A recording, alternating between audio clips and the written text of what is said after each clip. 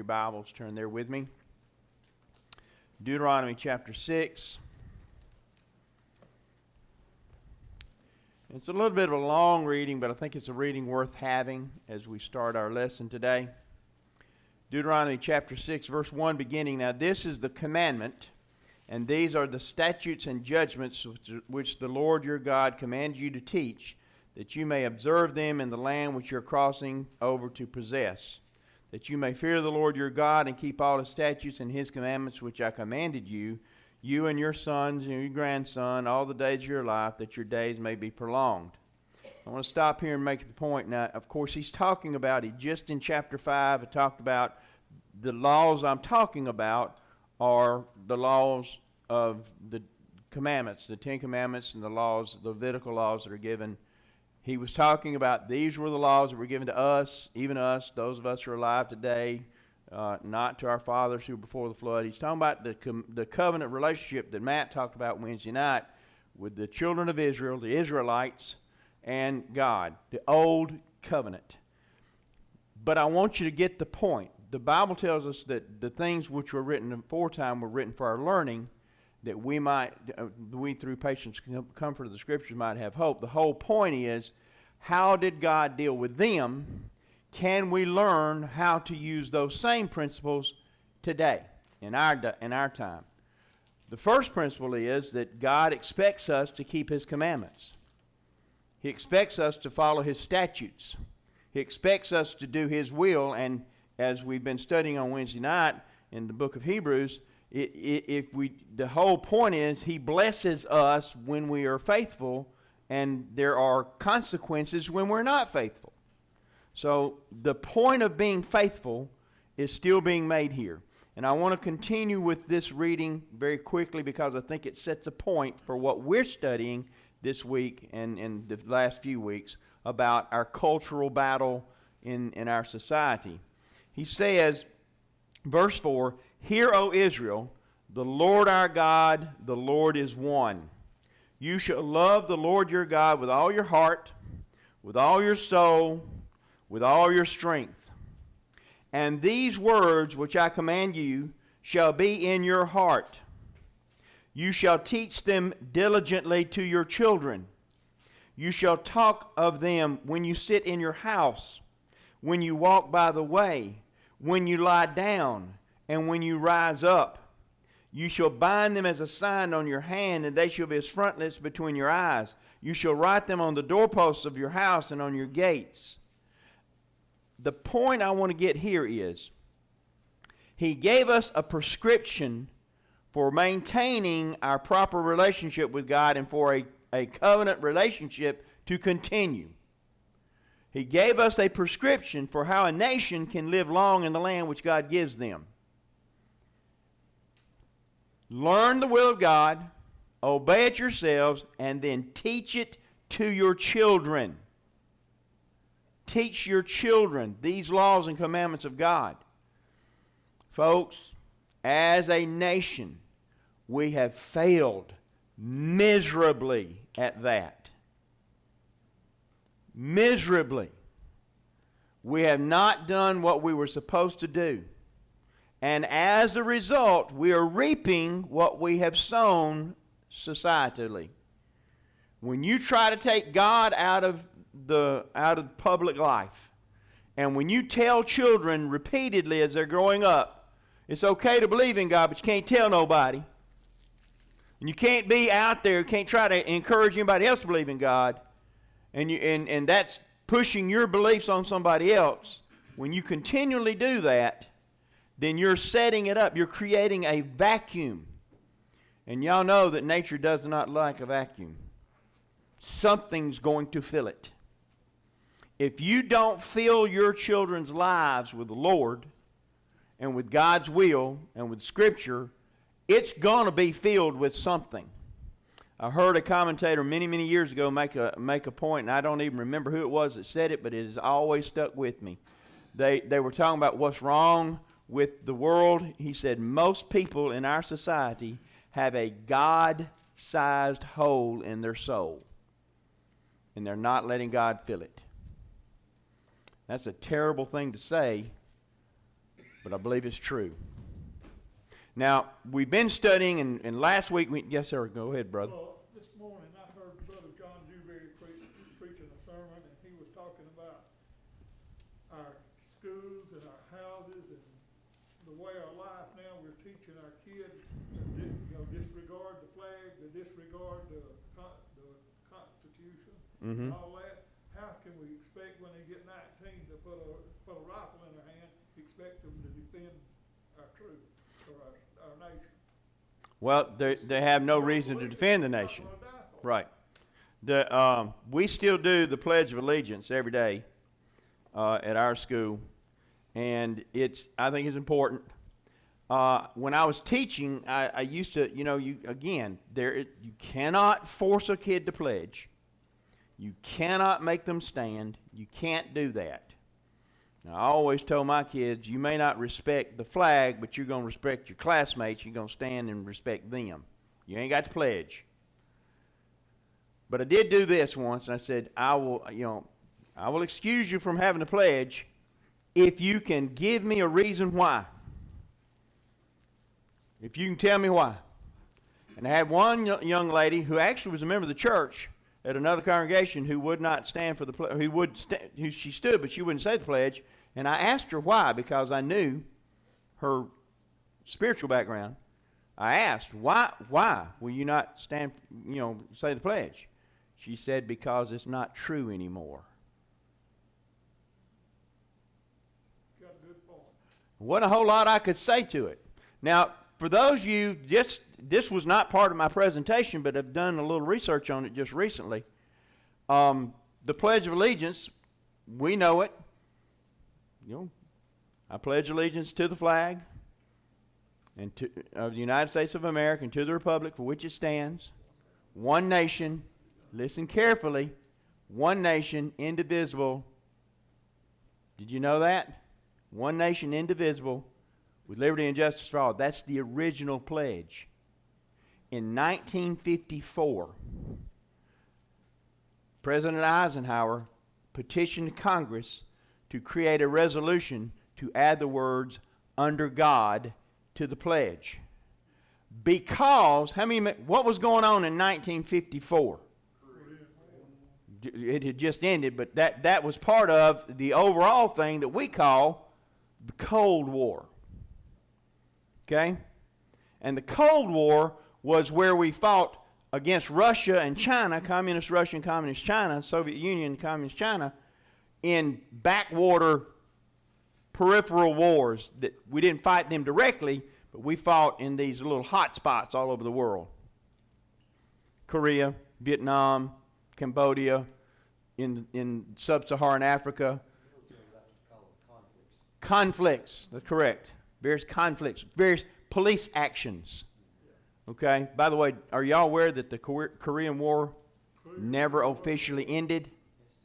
It's just an armistice, a ceasefire. It never ended, it never began. It never began because it was never a declared war. Congress did not declare that war. Here's the thing that's very important. The reason that was added was because President Eisenhower firmly believed that we should add that expression, under God, one nation under God, because we wanted to contrast the United States with the Soviet Union, which had the state belief in atheism, that they believed they were, quote, the godless Soviets, the godless communists. Folks, we're getting more and more and more godless in our society. It's a problem. We need to think about what we're doing as a society and how it's causing problems. So having said that, this is the slide we ended on last week. Patrick Henry's speech, and it's filled with allusions to the Bible. We showed verses where he was literally quoting passages from the Bible all the way through this speech. And he ended it by saying, "Is life so dear, peace so sweet, as to be purchased at the price of chains and slavery? Forbid it, Almighty God." And then he says, I do not know what course others may take, but as for me, give me liberty or give me death. Clearly, Patrick Henry certainly believed in the God of the Bible. Now, we define our founding fathers as the signers of the Declaration, the signers of the Constitution, the first Congress of the First Continental Congress, and the first presidents. Okay? First few presidents. Those are our founding fathers. The argument is that our founding fathers were deists. They weren't believers in God. They didn't want to push. They wanted to remove Christianity or the idea of Christianity from public life. That it shouldn't be it existed. So what we're doing with this study is going back and checking the facts. Did they believe that? What was it that they believed? Does it match the current narrative? Now, I want to tell you something. I'm a history teacher. The quickest way to fix a problem that you have with somebody as far as the way things are going on is to rewrite the history book. Every communist nation that's ever existed, that's what they did. They rewrote the history book. How many of y'all, when you were kids, go ahead, or burn them up. How many of y'all, when y'all were kids, read a book that I read called Animal Farm? Me and Andy, that's it. Okay. George Orwell wrote the book. It's a great story, and everybody thinks, it's animals and things, and they take over from the farmer. The pigs take over. They start, and the pigs say all animals are equal, but some animals are more equal than others. They just change things a little bit all along, all the way through the book. Just change a little bit. You don't have to change much. Remember, we've been talking about the fact that some of Satan's devices, some of his best devices are, he doesn't have to tell you, specifically against God. He just changed a little bit. What was the first thing he did in the Garden of Eden? Genesis 3. First thing. He said, you shall not surely die. Just added one word. Simple little word. Here's something else he did. He uses distraction to get our attention. He also uses things that we don't, he talks about what we don't have in ignorance of everything else we do have. Let me give you an example of what I'm talking about here. Where was the tree of the knowledge of good and evil? Specifically, where was it? It was in the garden, but where in the garden? It says so. It tells you. In the middle of the garden, in the midst of the garden. So, Adam and Eve were told you could eat of every tree in the garden except the tree that's in the midst of the garden, the tree of the knowledge of the fruit of good and evil. Any tree you want, but the one that's in the middle. So they had to walk past all those other things to get to the one that God said don't eat. Think about that in a minute. All this around you that God has given you, but what do we focus on? What we can't have. Has Satan changed much in 7,000 years? No. Neither has God. God hadn't changed at all. Satan's using the same tactics, and guess what? They still work. They still work. If we can distract you, if we can tell you that you're not being treated right, not being treated fairly by God, because he said you can't have this. Didn't say nothing about all you can have. You just can't have this. Change just a few little words here and there. That's what Satan does. And it works very well. Very well. So let's move on and talk about another little thing. How many of you know this guy? Francis Scott Key. Ever heard of him? Yep. What did he do? National Anthem. Star Spangled Banner. Francis Scott Key was an American lawyer, author, and amateur poet from Frederick, Maryland. He's best known as the author of the text of the U.S. National Anthem, the Star Spangled Banner. He wrote the poem that became our national anthem while observing the bombing of Fort McHenry on the night of September 14th in 1814. This is the War of 1812. They're bombing the city of Baltimore. He's in Baltimore Harbor. He's out there. He's not a prisoner. A lot of people think he was a prisoner on the British ship. He wasn't a prisoner. He was out there negotiating a prisoner transfer, an exchange program. British prisoners for American prisoners. That's what he was doing. He was negotiating. And the captain of the ship was saying, well, you just stay here with the ship overnight, and we'll see if there's anything to negotiate in the morning. And so he said, we're going to blow that flag off of that hill. Massive. It's actually the Star-Spangled Banner. This one is hanging in the Smithsonian Institute. I actually saw it when I was a kid. It's amazing. But this flag was massive. It would cover the back of that wall. It's huge. And touch the ground. Anyway, he said we're gonna knock it down. And Francis Scott Key said it'll still be standing in the morning.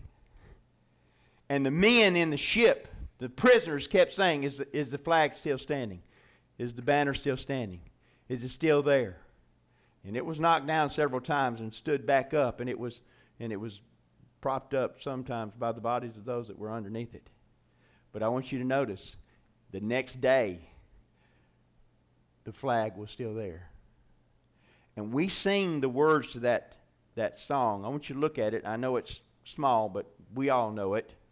Oh, say, can you see by the dawn's early light what so proudly we held at the twilight's last gleaming, whose broad stripes and bright stars through the perilous flight o'er the ramparts we watched were so gallantly streaming. And the rocket's red glare, the bombs bursting in air, gave proof through the night that our flag was still there. Oh, say, does that star-spangled yet wave o'er the land of the free and the home of the brave? What you may not know, that's verse 1. There are 4 verses to this famous song, and the lyrics to the 4th verse may surprise you somewhat. Oh, thus be it ever when freemen shall stand between their loved home and the war's desolation. Blessed with victory and peace, may the heaven-rescued land praise the power that hath made and preserved a nation. Then conquer we must when our cause it is just, and this be our motto, in God is our trust. And the star-spangled banner shall triumph, in triumph shall wave o'er the land of the free and the home of the brave. Anybody ever heard more than verse 1? This, listen to what he says. The heaven-rescued land. Founding fathers didn't believe in God. They didn't believe in public expression of God. Conquer we must when our cause is just, and this be our motto, in God we trust. Where do you think the motto from the money came from? Our founding fathers just said, well, we got to put something on the back of the money. Let's just put in God we trust on it. Just randomly decided to put that on there? I would like for you to do this for me. If you have a dollar bill, take it out, please. I want you to look at the back. First of all, you'll see on there, right, very clearly, in God we trust. But I want you to look on the back where it says in God we trust, where the 1 is. And you see on the left the pyramid. Everybody see it? What's at the top of the pyramid? An eye. This is it's not just an eye. It's the all-seeing eye. It is a typical symbol that was used in the time. That's part of the problem. We're looking at, that time, the 1700s, as through 21st century eyes, and we don't understand because our symbols are different than their symbols. That symbol meant God is watching. God is watching. And he's going to, yeah, they were Freemasons, a lot of them were. God is watching, and he's going to judge the nation. Folks, you don't think these people believed in God? They thought you shouldn't have public expression of God in society? Clearly, the author of the national, well, I didn't mean to hit it that fast. Clearly, the author of the national anthem believed in the Constitution. All right, next question. Or in God. What about the U.S. Constitution? Does the Constitution specifically mention God or the Bible? Well, let's talk about it. It never explicitly mentions God or the divine. Never. But the same cannot be said of the nation's state constitutions.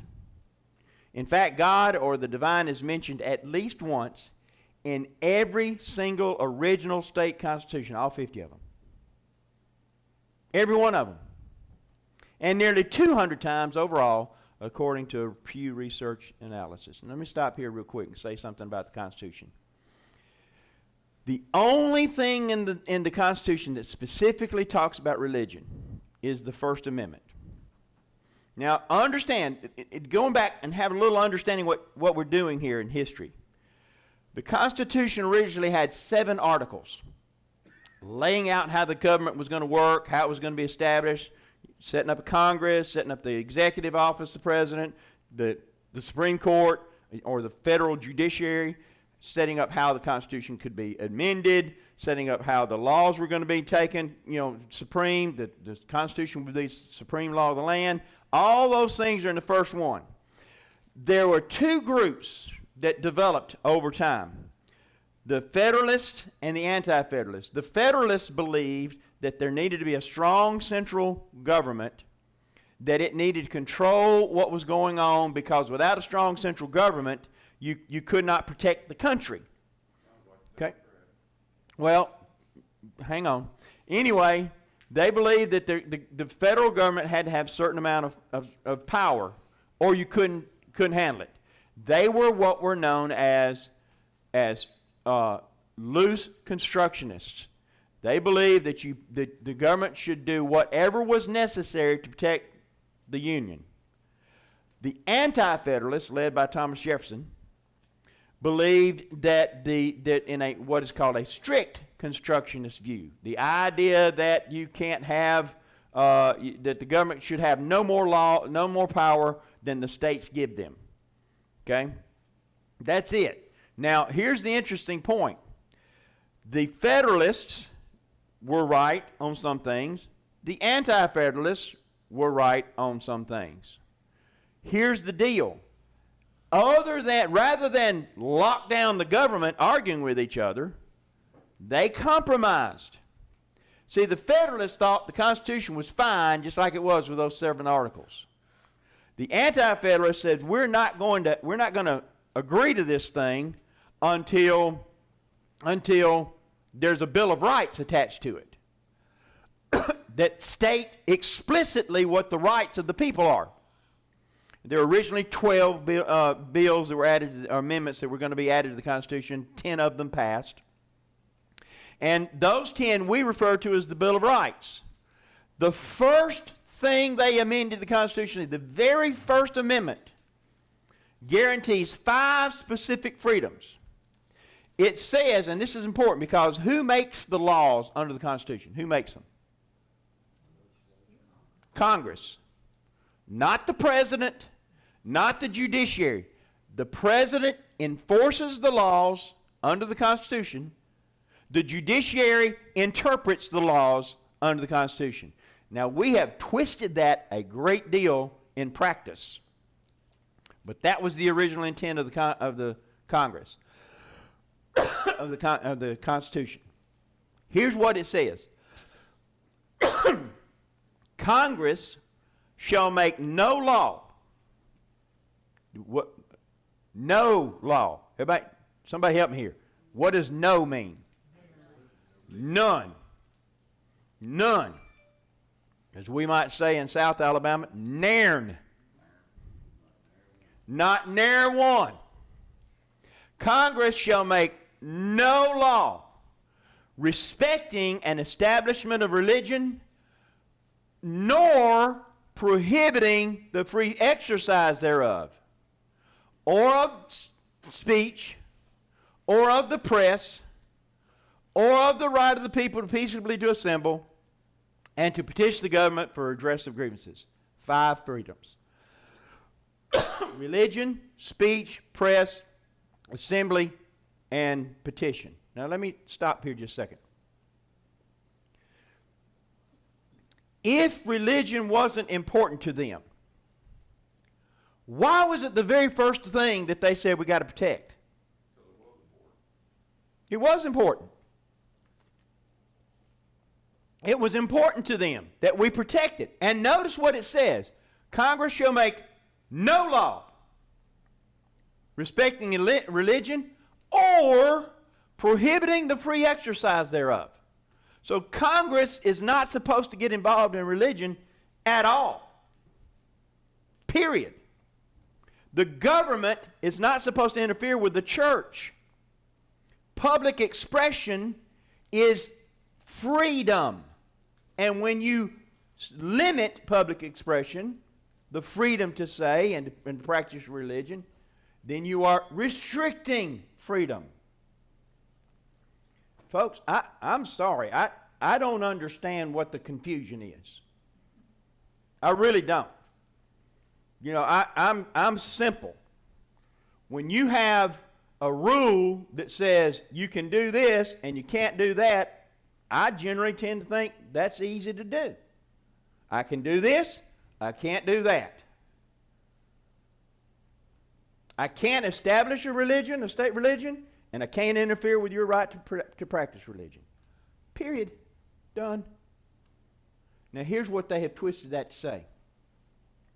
That the Establishment Clause prohibits the government from mentioning religion. No, it doesn't.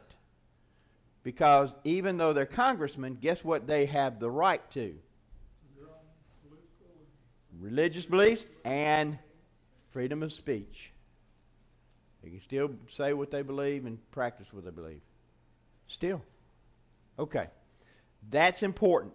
Now, let's talk about this thing, 50 state constitutions. Every one of them, the original Constitution, mentions not just religion, not just God, but most of them, the God of the Bible, Christian religion, specifically.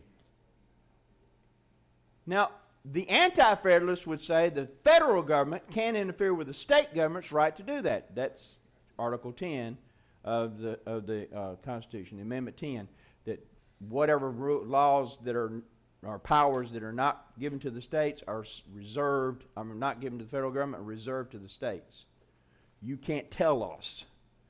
Okay? And our governor enacted or called on Article 10 not long ago when she said, don't interfere with us. Auburn University wants to have a prayer meeting, and the kids do it, and Auburn's not doing it, but the kids are doing it, and the coach gets involved in it. You stay out of it, government. That's what, and she's right. She's right. That's a private, yes, he's the head football coach at Auburn, but he's a private citizen. He's got the right to go down into the water with one of his students, one of his players, who asked him, I want to be baptized, but I don't want to do it alone. Would you go with me? What's he supposed to say? Well, no, I can't do that because that would be that'd be a violation of your right to be free from my religious beliefs. I don't think they were asking him as the head football coach at Auburn. They were asking him because he's a Christian. Yeah. Well, how about this? If my players recognize that I'm a Christian and they come to me and ask me to pray for them, what kind of coach am I if I say, no, I can't do that because, that'd be a violation of church and state? Do what? What kind of Christian are you if you say What kind of, thank you. Appreciate it. We're trying. I'm struggling today. I didn't scream that much. I did scream a little bit Friday night. I'm just saying. Is this what the Yeah. in the United States? Yeah. Because that's still federally. Look, we have reached the point we read not too long ago when we started this thing, calling darkness light and light darkness. The good guys are portrayed as the bad guys because we don't go along with what's going on in the world. Okay. Interestingly, during the sometimes heated debate at the Constitutional Convention, Benjamin Franklin, one of the least religious of the delegates, made the following motion. Listen to Benjamin Franklin. He was a deist. Won't you listen to him?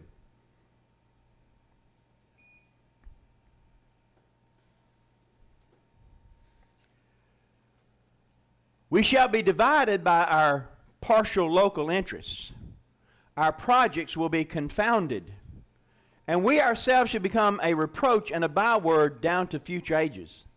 I therefore beg leave to move that henceforth prayers imploring the assistance of heaven and its blessings on our deliberations be held in this assembly every morning before we proceed to business, and that one or more of the clergy of this city be requested to officiate in that service. Wait a minute. At the Constitutional Convention, Benjamin Franklin says we need to ask God for help on this. Did the Founding Fathers mean when they added the First Amendment, you can't have religion anywhere involved in public life? If so, then why has every Congress, when it convenes, every Congress that's convened since that time opened with prayer?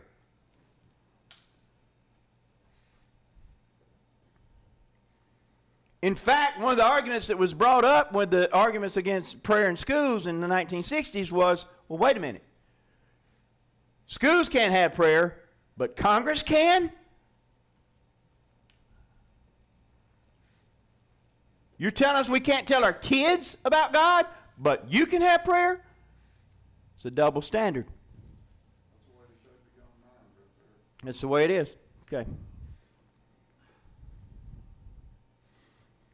There have been 56 inaugural addresses since George Washington gave the first such address in 1789. Now, obviously, not all of them. Some of them give 2 addresses. Some of them didn't give an address because of the circumstances, Lyndon Johnson and so forth, in his first time to take office. But I want you to listen. Here's something interesting. 56. This was done in 2000. Brother Miller did this. Dr. Miller did this in the early 2000s. So we've had several presidents since then. Here's what he said. Every single president of the United States referred to the God of the Bible in their inaugural addresses. Every one. That was up to that time. So I thought, well, we've had some since then. Even now, up to this current day, even the current president, every one of them has mentioned the God of the Bible in their inaugural address.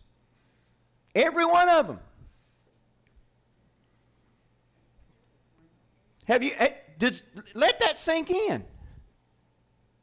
Every one of them. Some of them more than others, but every single one of them. Many, perhaps even most, made specific references to the Bible and Scriptures in their speeches. Here's a few examples. George Washington. Now, look, folks. Here's a man that sent out an order to his commanders during Valley Forge to have a day of prayer. Because we're in a bad situation. We need to have prayer. Here's a man who prayed daily. Daily. So it's not surprising that this particular individual would talk about God in his inaugural address.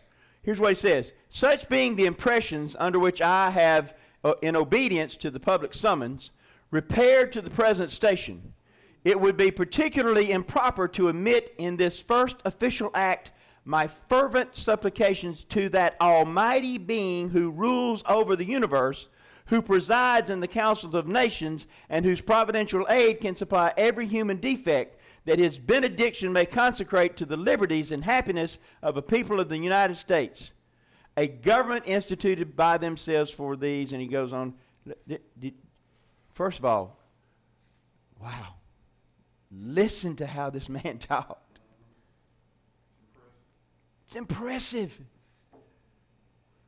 It would be improper for me to omit in my fervent supplications, my fervent prayers to an almighty being who rules the universe. What had he just done? He had just taken office over a nation that had defeated the most powerful nation on earth to get their freedom. An empire. He did it. And he says, God did it. You know why? Because God did it. He just used George Washington to do it.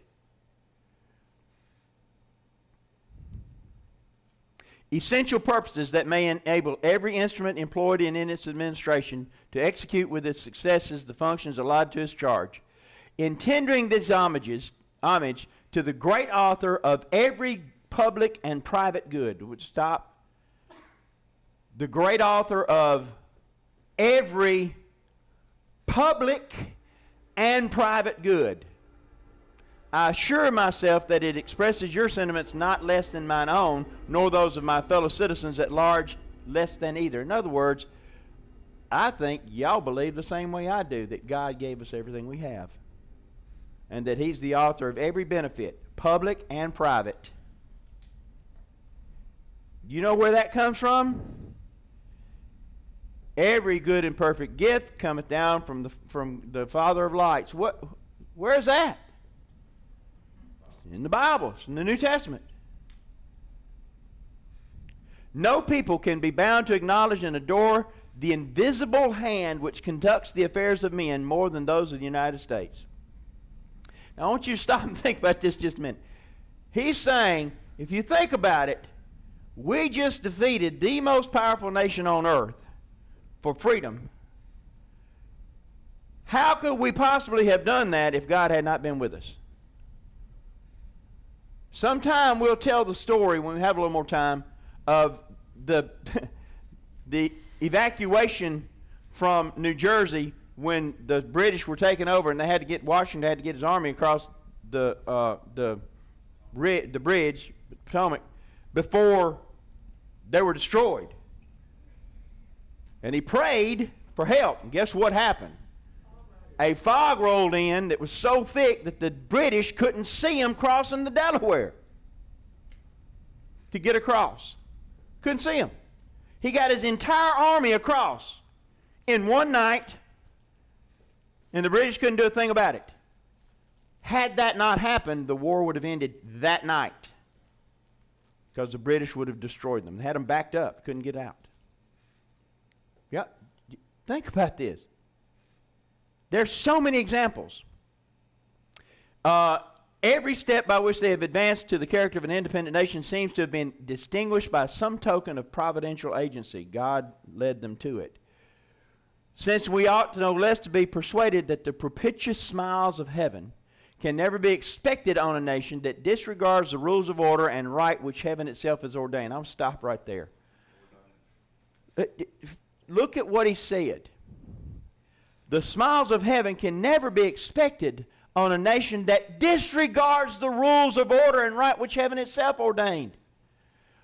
He just told us if we don't start doing what God says do in this nation, we can't expect God's blessings. We're going to be destroyed. How can any nation expect God to take care of them if we don't recognize God's laws? That's from our founding president, the father of the nation. We all look to him. He's the only president that was ever elected unanimously. The only one. Everybody voted for Washington. All of them.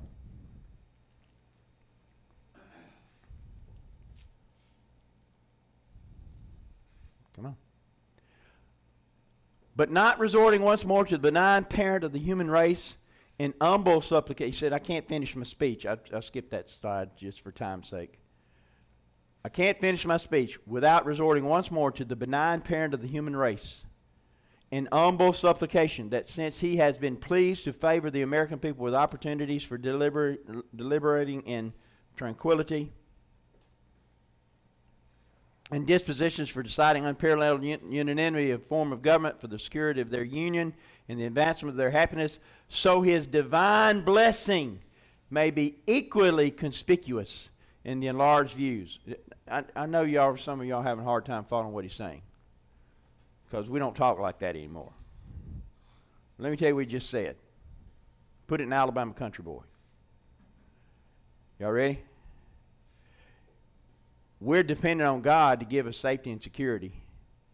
And our happiness is dependent upon his blessings.